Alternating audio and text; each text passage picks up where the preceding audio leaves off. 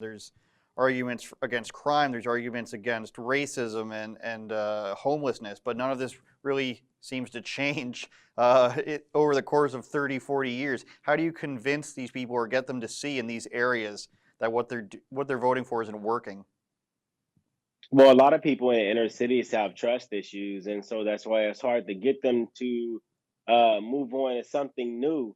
And what you got to do is you just have to be there. You have to show them that the things that they're going through isn't normal. I used to think that gang violence growing up in the inner city was normal until I got out of it and I started going across the world, traveling across the United States, and seeing that gang violence is not normal, poverty isn't normal, and it's what been going on for a very long time.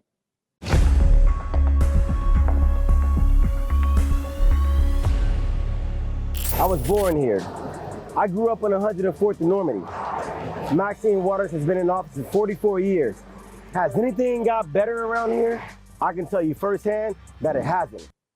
Now, Joe, the reason I play that specific clip is because I think it speaks to a lot of cities, particularly large cities in the United States.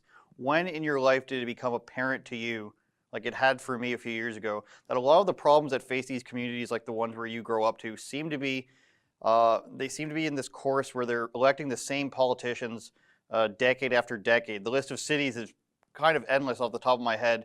I listed Chicago, St. Louis, Baltimore, Philadelphia, Detroit. These are places that have had Democrats in charge for 30 years, even more in some places. Why do people keep voting for them if they're getting the same results?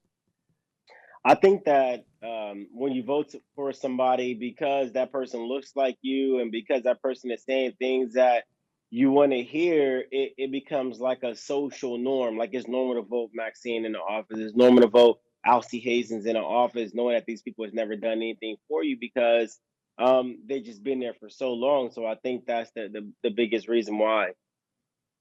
Now, how do you convince the people that are in these areas, if they haven't seen it by now, how do you convince them that, look, nothing has changed? Why don't you try something that has an argument that has a little bit more depth? I mean, like I mentioned, there's arguments against crime, there's arguments against racism and homelessness, but none of this really seems to change over the course of 30, 40 years. How do you convince these people or get them to see in these areas that what they're voting for isn't working?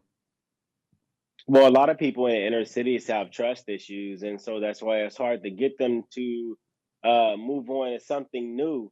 And what you got to do is you just have to be there. You have to show them that the things that they're going through isn't normal. I used to think that gang violence growing up in the inner city was normal until I got out of it and I started going across the world, traveling across the United States, and seeing that gang violence is not normal, poverty isn't normal, and it's what been going on for a very long time.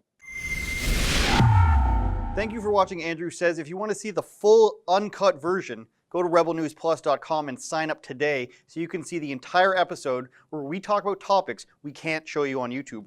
They'll ban us.